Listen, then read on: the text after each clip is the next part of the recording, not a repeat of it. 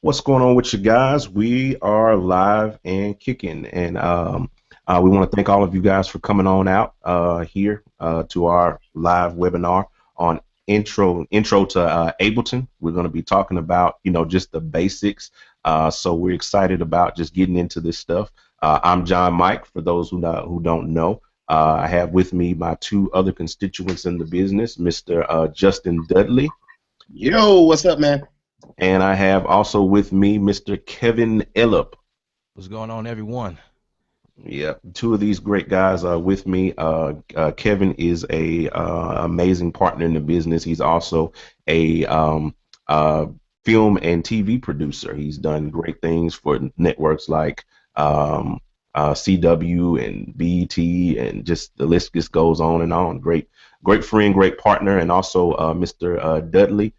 He is a stellar nominated producer. We're hoping next go around he's going to be a stellar award winning producer. So we are happy to have these guys along with us.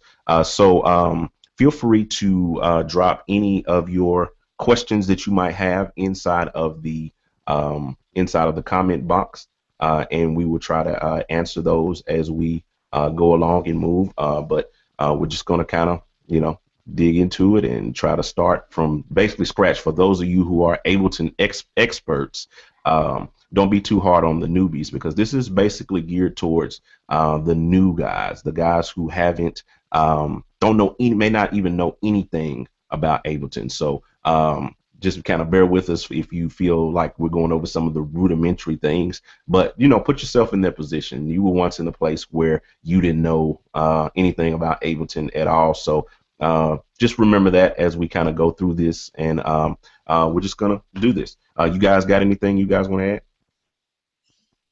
No, man. Just I know I can speak for myself. I'm very excited to be a part of the company, and just been doing this for a little while now. Actually, been using personally myself. Been using stems. Maybe not so much in the software format, but I've been using stems like the old school way with the old 880s and 1680s and all that stuff back in the day. So it's just an honor to kind of just to introduce this to well, I don't say introduce it, but just to bring it to the gospel genre. Right. More so, because everybody knows it's been going on for years in secular, and so I'm just happy to be a part of it. Absolutely, absolutely. Mr. Kevin? Yeah, I can add on to that. I'm just excited to be a part as well. This new way of technology in churches, this is pretty awesome. Now you can run computers and machines and things, while service is going. So I just really hope that what we're doing right now is very helpful to a lot of newbies, as well as some of you guys that are already doing it. Maybe we can, kind of touch on some things you didn't know, or kind of refresh some ideas that you already had going on. So yeah, most definitely. I'm definitely. I was thinking about this earlier. I've been a musician for well over 20 years, and sometimes even going over scales and going over things, I figure out something that I didn't think before, or a way of looking at things that I didn't look at before. And so sometimes going over the rudimentary stuff will bring about new, a new revelation or a new way of looking at things. But we'll see how it goes, and we're just going to jump in. And we have a couple of special giveaways we're going to do. One we're going to give away actually a full copy of Ableton Intro to one person who's watching the webinar. And then not only that, everyone who is a part of this webinar will get a code. You will receive a code. We're going to give it out here in the video to be able to get Ableton Intro for only $49. That's half off of the regular price. So we're going to be offering that. So we're going to kind of dig into the video. We don't want you guys to just get the code and then jet on us, so we're gonna get into some of this stuff with Ableton, and then we're going to from there just give the codes out and do the giveaways and all of that good stuff like that. So without further ado, I'm going to jump here into screen sharing mode, and we're going to talk about Ableton. All right, so I'm going to open up a fresh session with nothing in it, new live set. And this is how Ableton typically opens up. Looks like something like this. Now, for those of you who just may not know, like I said, we just got to go straight to rudimentary. Ableton is just a wonderful and amazing software that you can use to run tracks live. It is a DAW, first and foremost, a digital audio workstation for those who may not know the terminology. It's a DAW. And so just like any other DAW, it can record, you can edit, you can produce tracks, you can mix, you can master, you can do all of that. But the core features and the core things that deal with Ableton are its live features. And for years, this software has been kind of geared towards DJs and the EDM producers and guys who perform live. You know, you've seen the guys using Push and things of that nature. They've been geared towards this kind of thing. But now, as of late, the last, I'd say 4 or 5 years, or maybe even longer than that, you know, we've talked to some guys, that a lot of churches are getting into running this software live. So if you're familiar, ever played with an MPC live, or played with a beat machine, or played with a set of stems like JD talked about earlier with the 880 or things like that, if you or a sequencer. I used to run tracks on my computer, not on my computer, on my keyboard years ago, using my sequencer. And way long before I even knew what a stem was and knew what, you know, all these things was, I was running tracks using the onboard sequencer on my keyboard. So if you're familiar with those different things, then you'll fit right in with this software. So don't let it intimidate you. Don't let it, you know, don't let it feel, you know, don't let the learning curve kind of deter you away from it. All right. So like I said, this is a blank session. There is everything is open. This kind of typically how Ableton opens up and how it looks when you open up. And as you can see here, we'll kind of go through some of the basic where everything is. Like I said, for those who don't know. So from left to right, going across the top here, there is what we call, you may not be able to see this. I know Google sometimes puts a logo up in the corner, but up here in the corner, it's tap tempo. Then you have the BPM. Then you have like your time signature, your metronome that you can turn on and off, and then a bar count where you can tell Ableton basically where you want it to jump, how far, like if you want to jump to a section within 1 bar, or if you want to jump to a section within 4 bars, or whatever the case may be.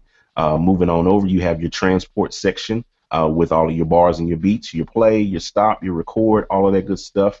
And then on over to here where you have your key, where you can make key assignments. You can assign MIDI, your CPU meter, all of that good stuff. And this is what we call session mode. This whole mode right here is session mode.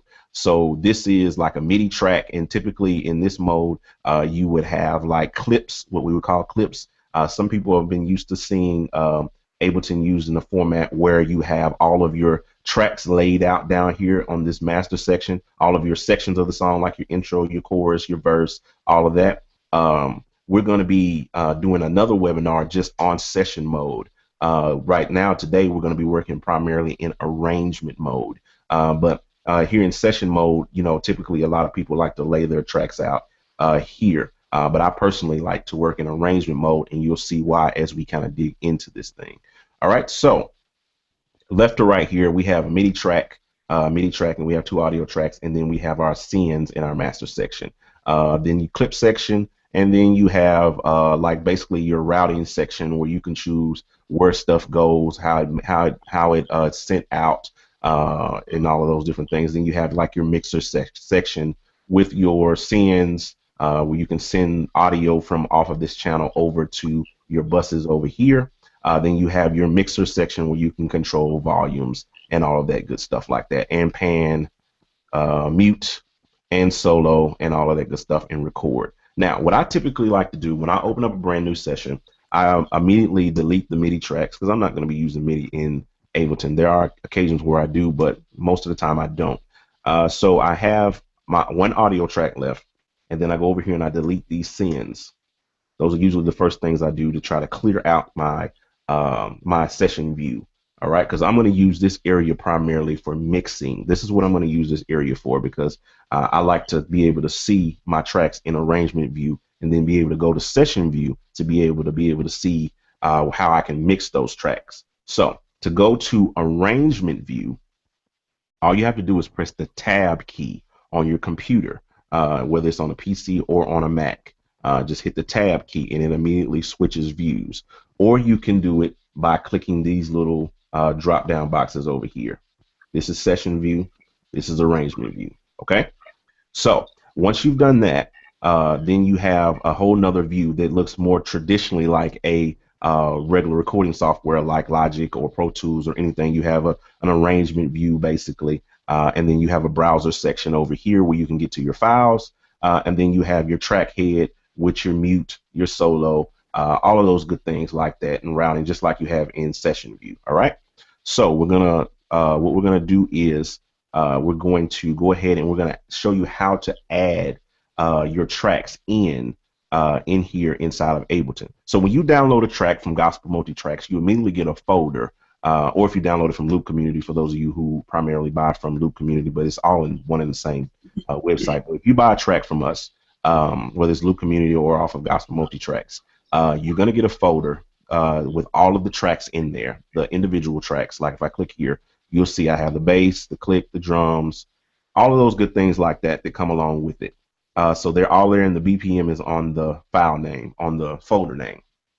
So the first thing I like to do is grab, say, my cues, and I'm going to drop these in. We're going to do this first song right here. We're going to call it It's About Time for a Miracle. Now, first, before I do that, let me go ahead and set that up. There's a button here called Set, and you're going to hit this Set button, and it adds a locator, or some people might think of it as a marker here.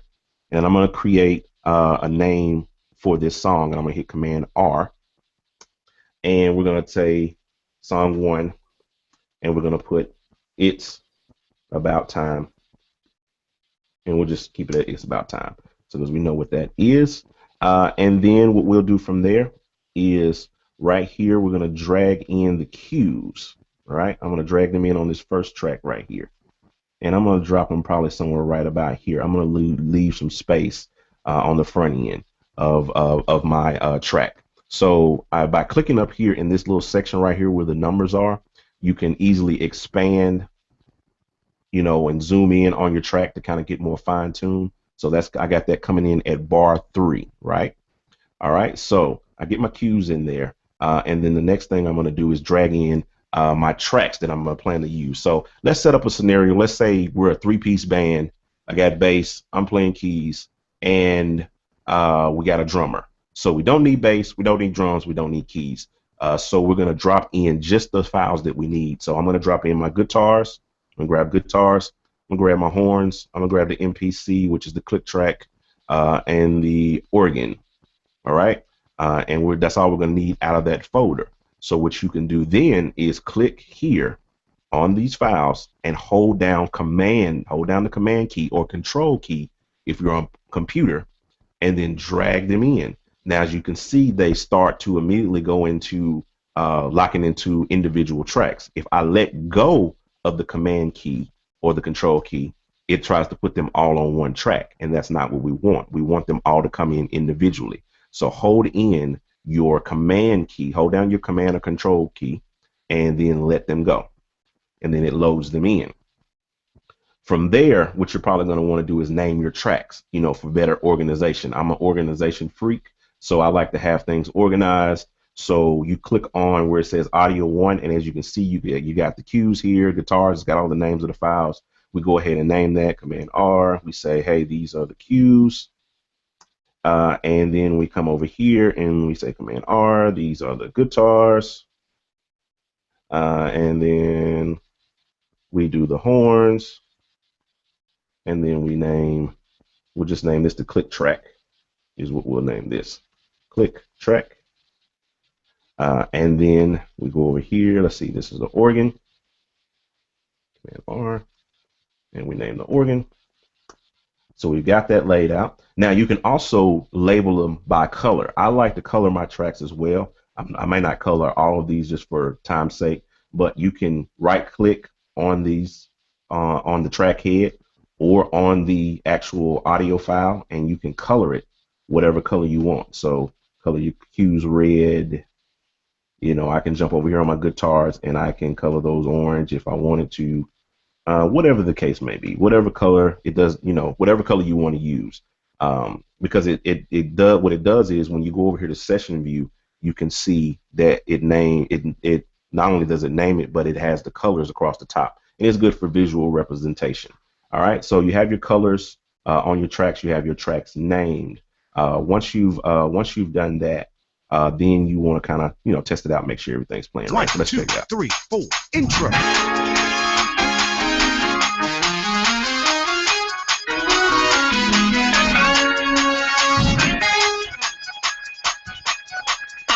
Verse 1, 2, 3, 4.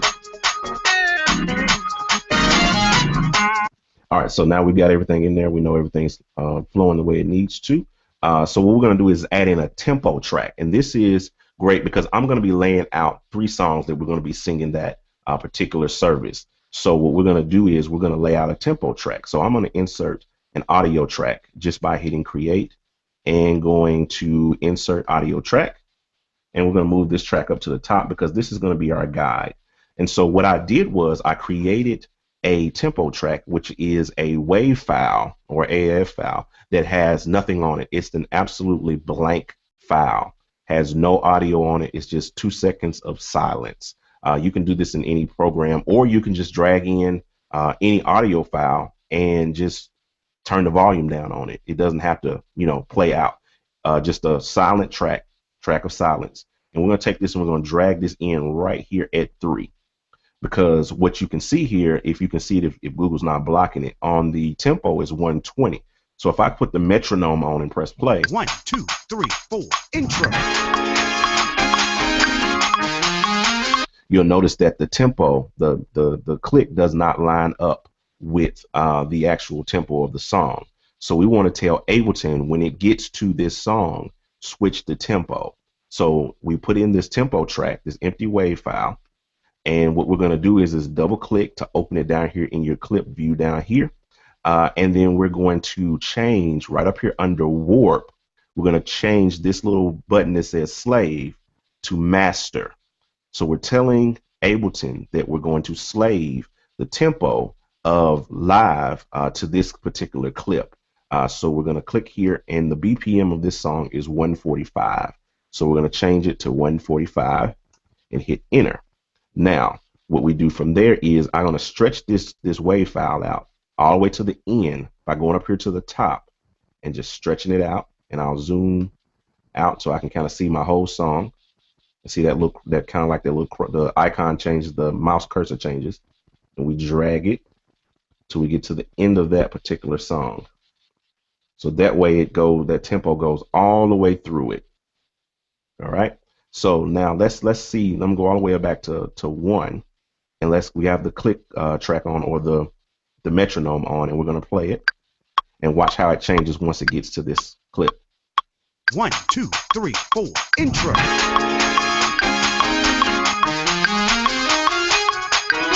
So now we've got our tempo set for that particular song, and we've got that ready. So from there, what you might want to do is go ahead and add what we call song locators. Song locators, where just similar to what I did with the beginning, putting the name of the song, we want to actually lay out the sections of the song here in arrangement view. And that can be easily done by hitting the set button. But I like to use this little thing, this little loop bar. And I'm going to close this for a second to make some more room. And we're going to zoom in. And we use this little loop bar right here. I like to use it to be kind of more fine-tuned with where everything is, where I'm at in the song, getting right on the bar where I need to get to. So we have here the GMT cues that show me where everything is coming in. So we want to determine where the intro is. So let's play it. 1, 2, 3, 4, intro. So we're going to say right there at bar 5 is where the intro starts. So I'm going to move this little loop bar to bar 5, and then I'm going to hit the set button, and then I'm going to hit here on this little flag, Command R, and we're going to say intro. All right, so we've got that laid out. And as we can see, looking at the cues, there's another section that's going to start right here. So we're going to bring the loop bar over, and once you kind of get into the flow of it, you can kind of do these songs really quickly. I like to use the cues as a guide because I typically don't use the cues live. I look at the marker section or my locators to show me where it is. That's why I like working in arrangement view because I can look at things and think of things in a linear format. So here at bar 13, let's play that to see. So that's where the verse starts. So we're going to go ahead and add another locator. And this can also be done by going up here to create and hitting add locator. All right. So we're going to name this. Let's click here, Command R, and we're going to name this verse and play. And we got something else coming up here. Let's go on down here. Let's see what this is. Let's see. Intro 2, 1, 2, 3, 4. So it basically goes back to that intro theme and it starts at 29. And we're going to add another locator. Command R. And we're going to hit, we'll just put intro again. That's what we'll do. And I want to add one more just for tutorial's sake. Let's go over here and see we got another verse here. Verse 2, 1, 2, 3, 4. So at 37, we're going to add another locator right here. And hit that and rename. And we're going to say this is verse 2. All right. So now you would ideally go through this in every particular song. You know, in every song, all the way across the song, you would get all of your sections just for organization standpoint. And one, because you just never know if you need to jump back to a part of the song or if you need to jump back to the verse. Now, let me demonstrate how that works. So let's say we're in the intro. And the praise leader, you know, they like to exhort on the front end. And they're not ready to go into the song yet. Verse. You can start it over easily. Just like that.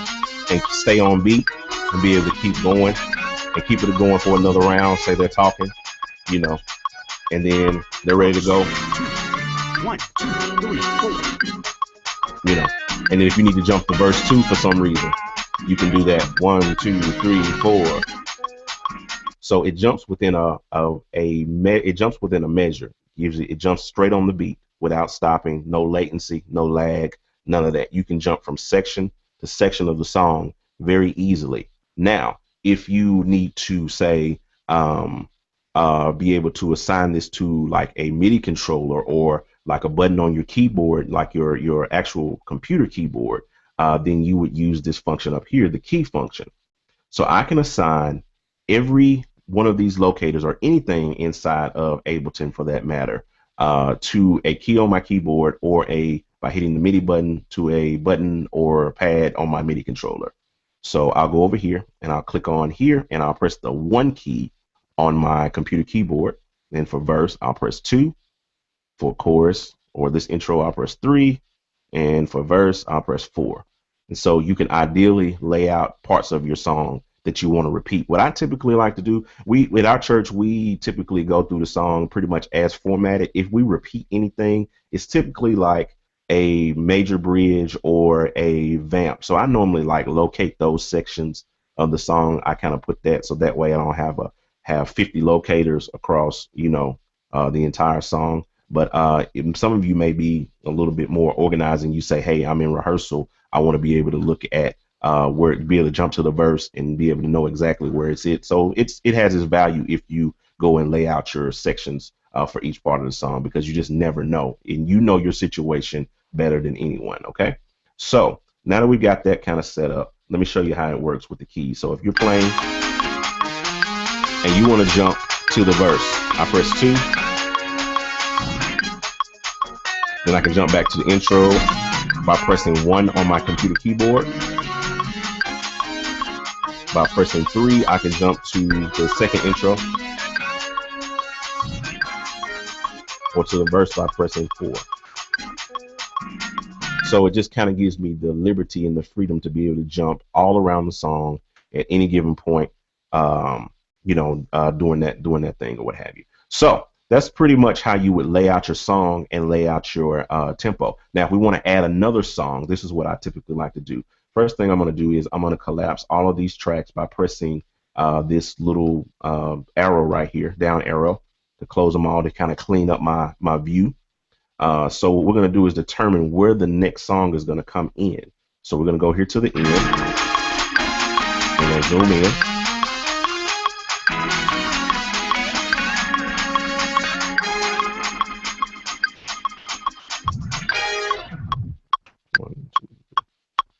Okay, so right there at 183 is where that song ends. So that's ideally where I want the next song to come in. So we're going to open up our browser, and we're going to pick out the next song in the particular thing. We're going to do, let's do Days of Elijah, for instance. We'll pull that up, and it pulls up all of your tracks. So what I'm going to do is copy my tempo track, and I'm going to go here at 163 and click, and then I'm going to paste the tempo track, because we're going to change the BPM, because the BPM of Days of Elijah is 99, whereas the BPM of the previous track is 145. So we're going to double click there and come down here and change this to 99. So now you'll hear that the metronome changes. So watch this. Keeping the metronome going. Just that quick it changed. So now we go ahead and add in our cues. So we'll go here in Days of Elijah. We're still keeping with the three-piece, rule. We got a three-piece band. So I'm gonna drag in my cues, and I'm gonna drop them on the same track as the cues for the other one. And then what I typically like to do is keep things matched up. So I got horns in this song as well. So I'll grab my horns for Days of Elijah, and I'll put them right here, where the horns are for the previous track. I'll do the same thing with my guitars. Let's see, I have a rhythm guitar. We'll put that on the same track as the other guitars. Let's see here. There they are, right there. And then we'll get the organ on the same track. And then we'll put the click track on the same track. Drop that. And then the only thing extra I have is a distorted guitar. So we'll put that on a track by itself right now here. And then we'll collapse it. And so now we have that one set up. 2, 3, 4.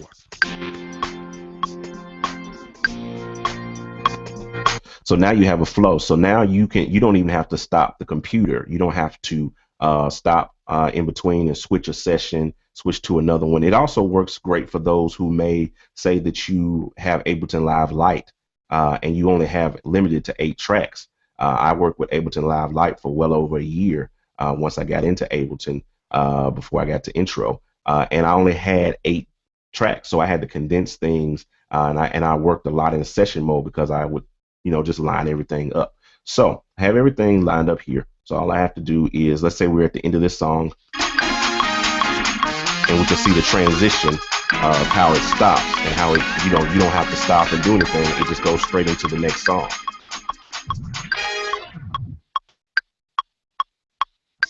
Two, three, four. And so now you're in your next song, and you hadn't had to touch the computer, you hadn't had to stop anything, you hadn't had to do anything, you hadn't have to fool with your computer doing service or whatever the case may be. So you would ideally do the same thing. You would add in your locators. So we go over here to create, and let's see, we'll add a locator in. Let's grab my loop bar. Let's grab that. And we'll pull that right here. And we will identify this song as Days of Elijah.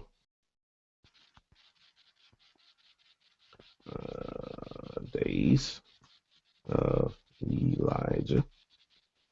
All right, so we got that set, and you would go in and set your locators just like I did in the previous song. Set everything up, have everything lined out, and then you would work on your third song. Let's get my tempo track lined up with this, and then we're going to add in the anthem, for instance. We're going to do the same method. We're going to copy the tempo track, and we're going to paste it here at the end of that. And the BPM for the anthem is 140. So we'll double click and we'll go to 140. And we have that set. And then we go ahead and drag in our parts. Same thing. Electric guitar is going to go in here with this one. And then we're going to have the organ where the organ is. And you'll see why in just a second, why I like to line everything up with each other. And let's see, we have the acoustic. That's an extra track. We'll put that down here by itself. Let's make sure we're getting these tracks lined up where they need to be as well. Looks like we got some bleed over from this, so we'll close that gap.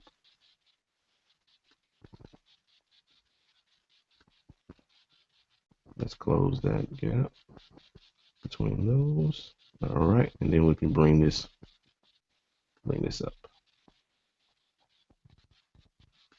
And then we'll add in our click track where our loop where the click track is. And we'll add in, let's see, we got electric guitar in there. Got them all acoustic. And then we'll add in our pad, strings, and synth. Those are the other parts. And we'll just drop those in. Hold down Command, drop them in. And we won't name them, just for time's sake, but pretty much the same concept. And then we have the everything set. Let's play.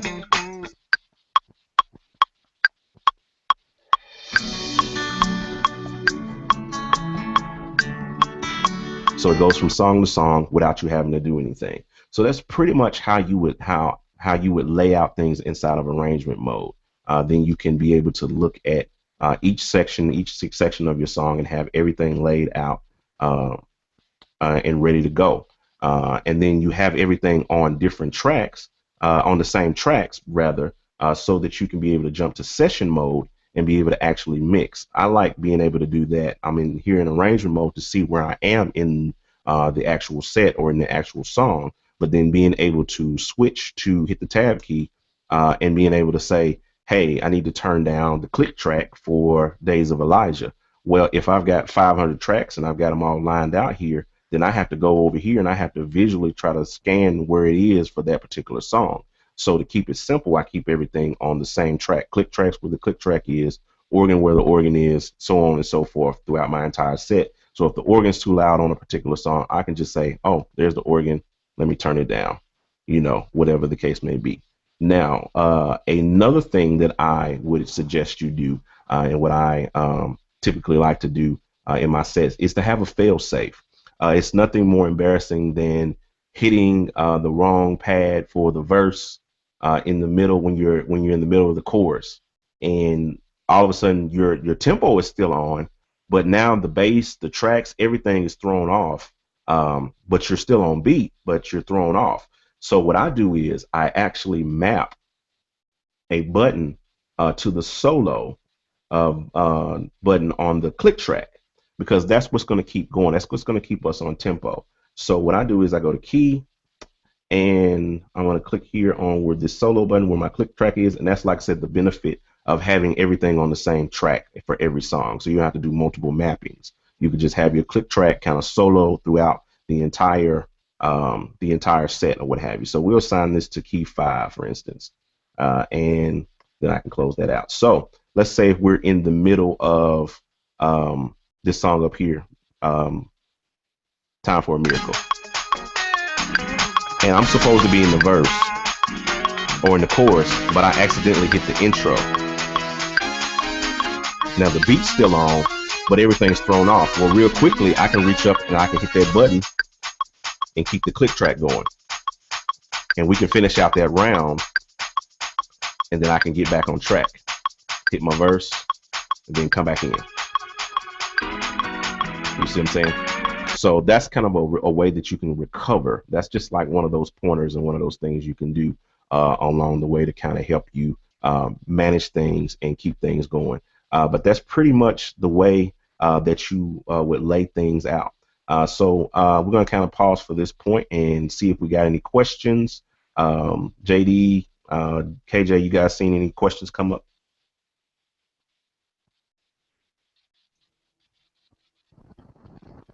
I'm not at the moment.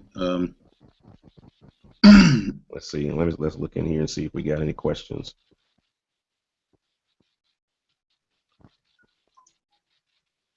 Let's see what we got going here.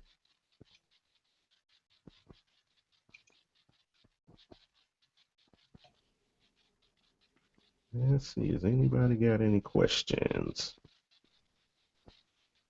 Okay, I'm seeing one. If you're using a laptop, can the number pads for each, can you use the number, can I use the number pads for each uh, song in the session? And that was coming from Chris Jackson. If using the laptop, can I use the number pads? Yes, yes, yes. You can use the number pads for each song in the session. You can, just like I showed before here, just by hitting this key button, you can easily assign anything for the song section. So if you're in the verse, you can assign it to 1. If you're in the chorus, like if I wanted to assign this Days of Elijah 1 to 8, then I can do that, or 7, I can do that, whatever the case may be. Okay, here we go. Let's see. Could you re-show us how to create the tempo track one more time? Okay, very simple. With the tempo track, let's go over here. Let's come out of this mode. So I have we'll delete this tempo track we have here and we'll just re-add it. So we'll start with track 1, song 1. So I have here the tempo track in a folder that I added here, here inside of Ableton. And you can add a folder. Let me stop and add this, because you can add a folder. So let's say you download some stems or whatever, you hit add folder, and you can actually find that folder with those particular stems in, say like Lord You're Awesome, hit open, and it pops up and it'll lay it down here. I did the same thing for the tempo track. I put the tempo track file inside of a folder, and then I dropped it here inside of the sidebar here on Ableton. So now I can, no matter what song I'm in, I can always click this and drag it in. So once you've located that, you take it and drag it into your arrangement, and we're gonna probably have to blow up here to be able to see it. Let's zoom in and find that track. Okay, here's the tempo track. We drag it over here to the top of that song, and we double click to make sure it shows up down here in this area. And then we make sure we turn this little button right up under warp from slave to master. And it, like I said, it's basically telling Ableton that we want to slave this particular part of the arrangement to the tempo of this clip. And then from there, you go here to the end and drag it all the way till you get to the end of that particular song.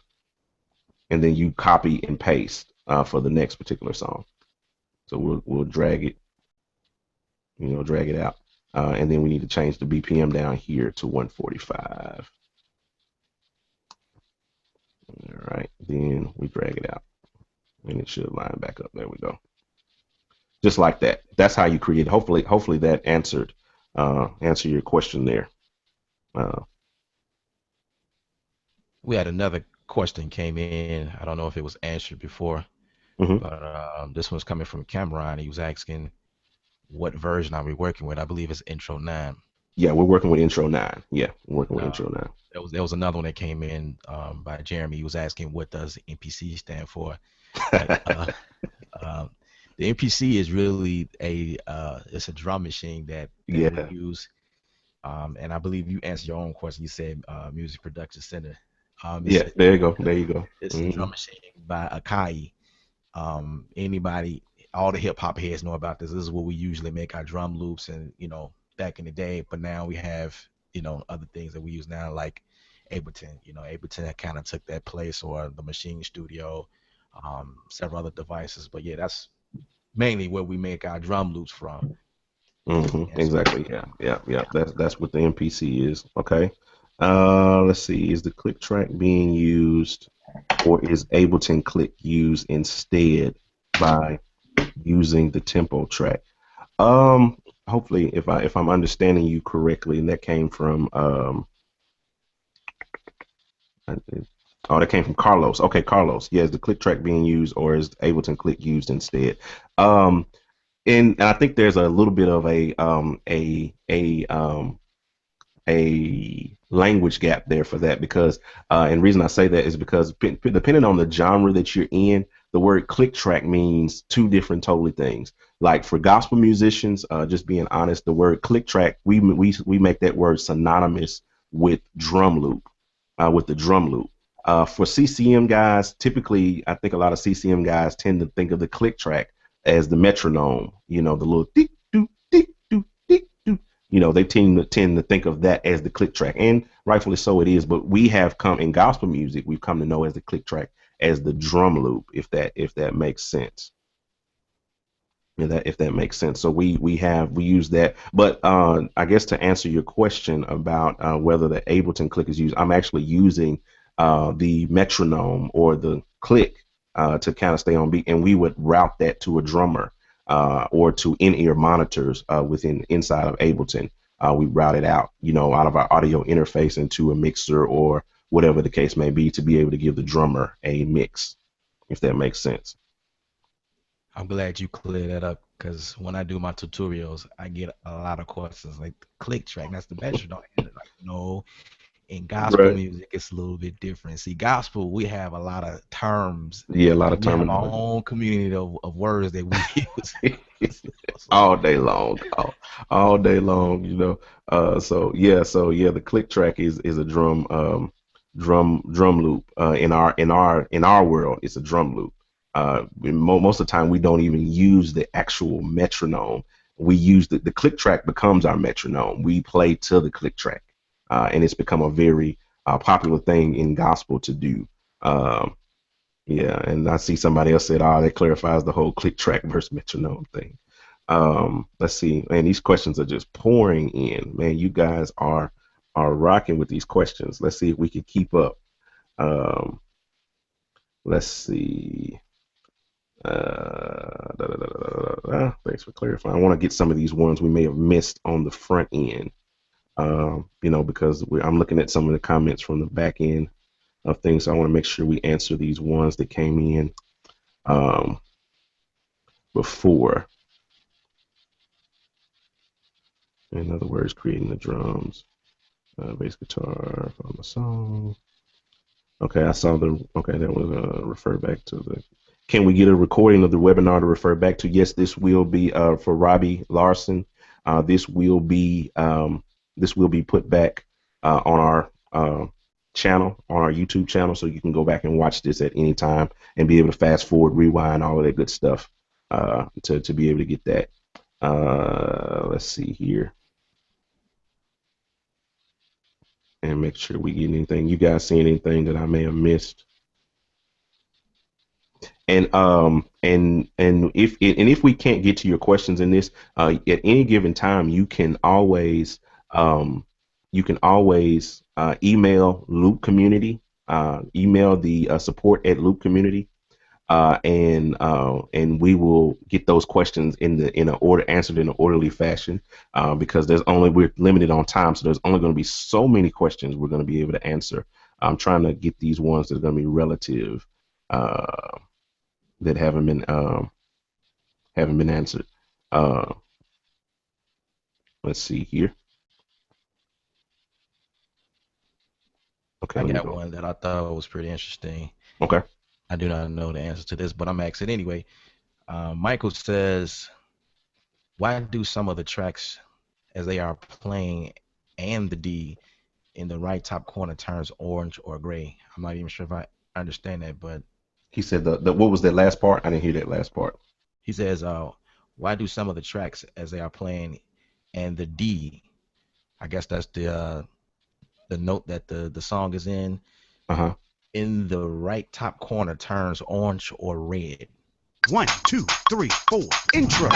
I don't know if he may be talking about maybe this metronome is clicking. I'm not sure if that's what you're talking about. If that's the case, I see what he's saying. He's all the way to the right corner. 1, 2. The top right corner says D up there.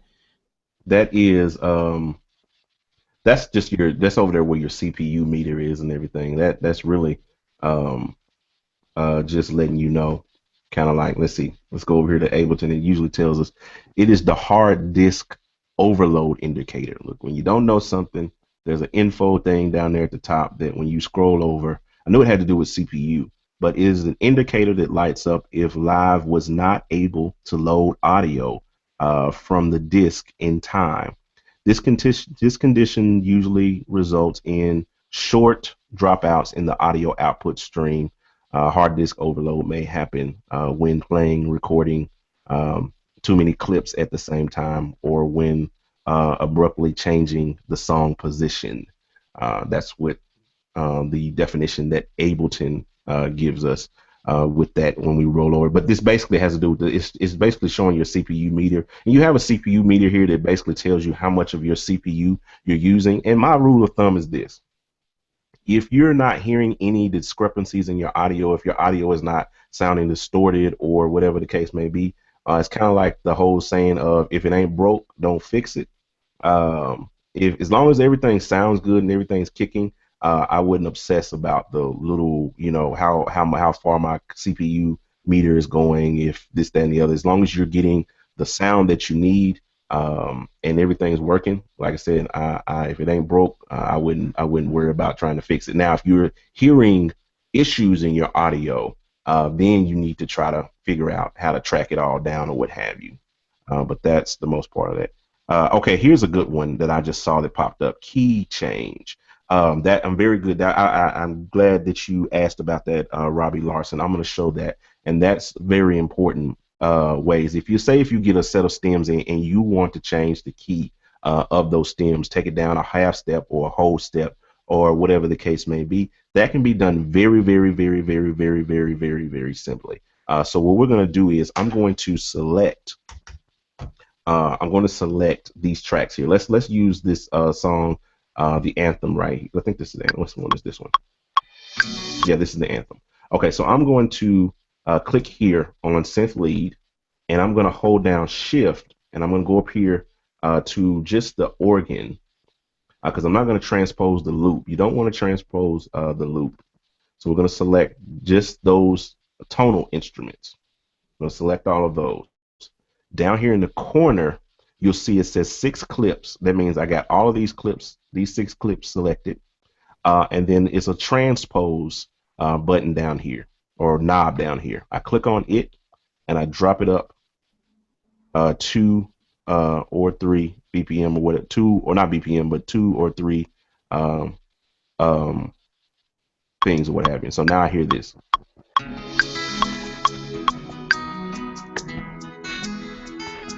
Let me see something. I must have got I must have got something off with the tempo track there. My bad. Hold on. Command Z. You can always fix it. Let's see here. But it's basically using the transpose button down here. Let's see. Let me get something that I haven't fooled with. I think I may have threw something off here. Give me a second here. That's the benefit of doing things live. We'll select. Let's try this. Let's try Days of Elijah. Let's see if I can do this without messing up anything. I may have here. Let's click here on the guitar, and we'll select everything up to the. We don't want to select the click track. Let's move this up out the way. We'll click on rhythm guitar and shift down here. And oh, that's what I missed. Turn on warp. That's the step I missed. Turn on the warp button first. Turn on warp first. And then after you've turned on warp, then you can drop it up 2, 3, whatever the case may be. 2, 3, 4. So now I've dropped it up a whole step. Or I can take it down. But make sure you have warp turned on. That's how you can change the key of your stems. Another thing that may be important, somebody may have asked this question already, but just in case they have this question, I'll go ahead and show it. It's changing the tempo. That's the importance of the tempo track.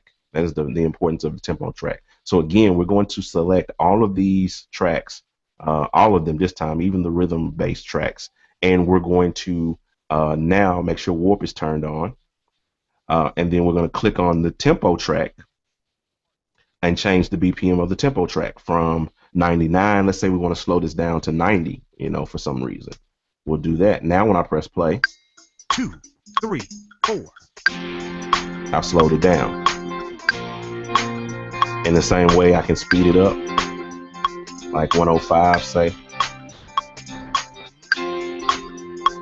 or even faster, maybe 115. You can get something that's kind of noticeable.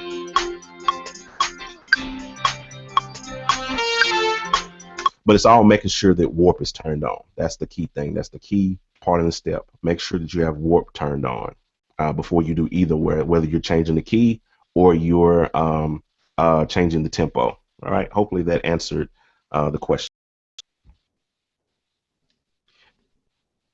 You just got to see anything else. I have another question from Chris. He says, if you're using a laptop, can I use the number pads for each song? I got that one. I think I answered that one a little bit before, but if in case Chris missed it, it's yes, you can. You can do that by hitting the key button and pressing on anything inside of everything. Anything inside of Live becomes assignable to your keys on your laptop keyboard.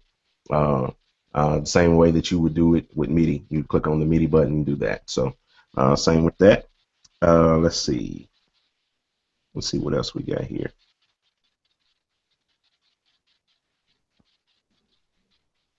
When you save Live metronome to a blank tempo track, how would you gradually change? How would you gradually change the tempo? Change the tempo. Well, I've never actually done that. Looks like Nova Detour. I've never actually done that per se, but I would assume, now this is just my assuming, we can actually try it out here, that you could do it with tap tempo. If I would assume, I'm wondering, you got me kind of wondering. Let me see.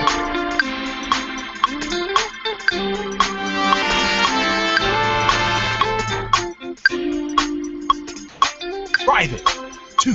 Now, I think because it's actually locked to that tempo track, and you don't have tap tempo down here in your segment. Now, you could, I know you can click and drag, but it's a lot of work to kind of do that while you're playing. You could always click here and actually drag the BPM down, and that would slow it down. You could do it that way, 2, 3. As I click on here, I can slow it down or speed it up, on the fly. Now you could try that, but like I said again, you'd have to actually click and hold that and then still trying to play at the same time. That may not work. I'll research into that and see if I can find a maybe a simpler one. I see that somebody else, Jeff, added that you should be able to do that with the master track. Yeah, you can do that with like automation. If you wanna pre-program it, you could do that. But if you want to do that, but like I said, any of those, let's see, Jeremy Camps, Mary, did you know, has a change? Does a tempo change? Got another one from Which guy? Go ahead. From Brian. He says, can you suggest any organ VSTs? Now I know personally Contact from Native Instruments has some awesome ones, but you may not have that, so I don't know if John has some others he want to mention. I want to recommend the Logic X organ or any of the main stage organs. Yeah, yes. I actually used them live. I played a show 2 weeks ago, and I didn't really want to take I got like a Hammond rig and all that stuff, Leslie and all that, and I didn't want to take it out because it was just like a plug and play type situation for me. And I took my laptop, Logic, and main stage, and used the B3 in main stage, and I had guys coming up to me asking me afterwards, like, man, what was that? I was playing it through my my Motif. I had a Motif 7, and those guys were like, well, how'd you do that? And I just showed them what I was doing. So I recommend that that Logic X or any main stage B3. It sounds pretty close, man. Right. Yep. Most definitely. If you're looking for one, that's one I would definitely recommend. Also, let's see. I'm looking at one where you can do that. How you do that change with automation. Let's see, because we're gonna try to end this one here.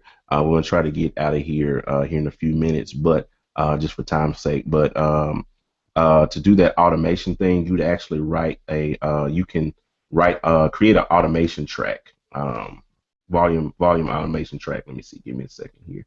You can do track volume, and then you can actually draw in a master volume automation right here. Because like I said, it's down here in the master section, track volume. You change it from track to that to track volume, and then you click here, and then you can actually draw in that fade and fade it out, and then you can draw another automation to bring your other track back in. So that track will fade out starting about right here. And let me zoom in. Let's get a more fine fade here. Let's say we want to fade that out in here and fade it back up here. We're just fading the master volume is what we're doing. You can do it on a track by track basis, but I think for this would be the quickest way to do it, in my opinion. So let's say we're coming here. Let's bring it right here closer.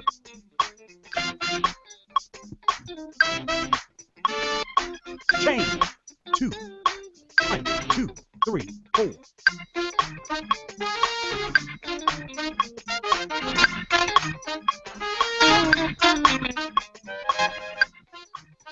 So it'll fade out, and then that ends or what have you, and you probably have to get your line it all up right, and then everything will fade in right here. So it's all faded out, and then your next track will fade in right there. Once you kind of get it lined up. So I hope that answers that. But that's a little easier than creating automation track. Yeah. All right. So yeah, guys, we've enjoyed it. We really have. I mean, I wish we could answer all of these questions live at this event, but what you can do is hit us up on at Loop Community support at loopcommunity.com. Just hit us up there with your questions, and we'll try to answer, because we want to try to do this giveaway, and we want to give you guys the code that you need to be able to get Ableton Live intro for $49. We want to go ahead and do that because we don't want to prolong the time, because we could be here easily another hour answering questions. This is what we're gonna do for the giveaway, and this is typically so it should be for someone who doesn't have Ableton, or maybe you have Ableton Lite and you want to upgrade to intro. So what we're gonna do is, I got a number in my head between 1 and 50, and I'm going to give it to the person who gets the closest to that number. So if you can type that number in in the chat box, and the person who gets the closest to that number here in the next few minutes, I'm going to give it to. And then we'll go from there. So if you guys could go ahead and just type that number in, and we're going to give that away to you guys, to that person who gets closest to that number. Okay, we got a 43 in there. Wow, that escalated quickly. Wow. 45, All right. 47, 17, 23, Uh-oh. 18, 37. Okay. Yeah. 1, 2, 3, 4, 5, 6, 7. Just. Oh wow. Robert said 83. I said between 1 and 50. Sorry. 50, man. Okay. It's all good, Rob. We love you, man. That's a lot of numbers. I had a feeling that was going to happen. Okay. All right. I'm going to give it to the person I saw put that number in first. And that is Mr. Michael Saunders. He actually guessed it. It was 35. It was 35. So Mr. Michael Saunders, however you say it, you got it. You hit it right on the mark, right on the first in. I saw it when it came in. Martin, you were Martin. I think you put 36. I almost gave it to you, but somebody put in 35, and I'm going to give it to Michael Saunders. Michael Saunders. So if you could give us an email, shoot us an email, Mr. Michael, at studio.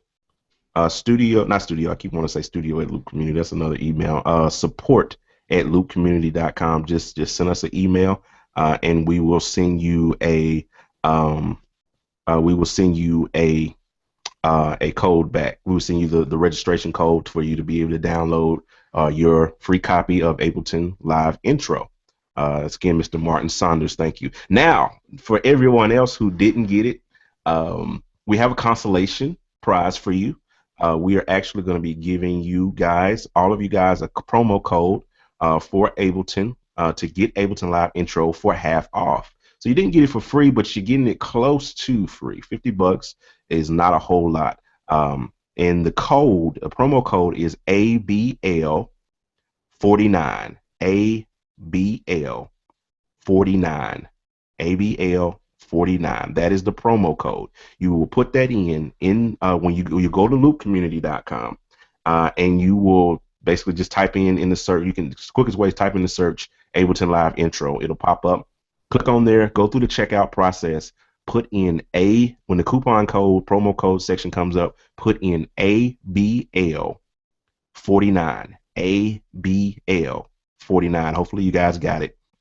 If not, you can rewind this video once we end and get that number. But it's ABL49. Now you have 24 hours to use this code. 24 hours. You have 24 hours from right now, 3:00 p.m. tomorrow. This will expire, and you won't be able to use this code anymore. So you have 24 hours to use this code. Yeah, 24 hours to put that in. 24 hours. So again, the code is ABL49, and the congratulations to Mr. Michael Saunders for winning. Again, hit us up, Michael. Send us an email, and we'll send you over that code for you to be able to get it free. We have enjoyed it. Again, if you've got questions, feel free to email us. We will get straight back to you as soon as we can. And a replay of this stream will be available shortly, and you can pull it up. And we got some more webinars planned here over the summer that we're going to be doing. We're going to be doing some stuff in session mode. We actually have some special interviews. I won't drop any names just yet, but we have a couple of very special interviews and things that we're going to be doing here in the coming months with some pretty special people, and I'm excited about it. And again, check out our tracks at gospelmultitracks.com. We're a subsidiary of Loop Community. We're glad to be a part of the family, and we're looking forward to bringing you guys just some more great music. We've got more than 50 tracks, 50 gospel tracks on our site right now, and we're just looking forward to getting more tracks to you guys. We're looking forward to having hundreds of tracks by the end of the year. So we've enjoyed it. Mr. Kevin, Mr. Dudley, do you guys have anything else you guys want to add? No, man. Again, thank you guys for hanging out. I was trying to type it in the comments, but something's wrong with my stuff in the corner over here. So but, thank you guys for hanging out with us, man. And we'll be a little bit more interactive between the three of us. John Mike, the guru is kicking off this time. We'll get more interactive later on. But man, you guys stay up with us, and looking forward to the next time. Yeah, connect with us on all of our social mediums as well. I want to mention that you can find us anywhere online at Gospel Multitracks. Just on Twitter, it's G Multitracks on Twitter. Instagram, we have a lot of you Instagram followers, man, that have been showing us a lot of love over the past few months. We do a show your setup. Spread the word too, man. Say that again. I was saying spread the word. Spread the word. And we have our show your setup Sunday that we do we do it not every Sunday, but every other Sunday. We showcase gear of all the musicians. You guys have been sending us some amazing pictures. Connect with us on YouTube. We have a dozen other training videos just on using not just tracks in Ableton, but in Studio One. Studio One, I have some on Logic, Mainstage, just different softwares that you can use our tracks in, even stuff on how to use it in the Prime app. And we've got a dozen more videos like that coming here over the coming months. So just connect with us wherever we are, Facebook, like us, all of those different things like that. And we haven't enjoyed it, and we're looking forward to bringing more to you guys. All right. Absolutely. All righty. Well, that's all for the day, boys and girls. We're going to be signing off. Peace out.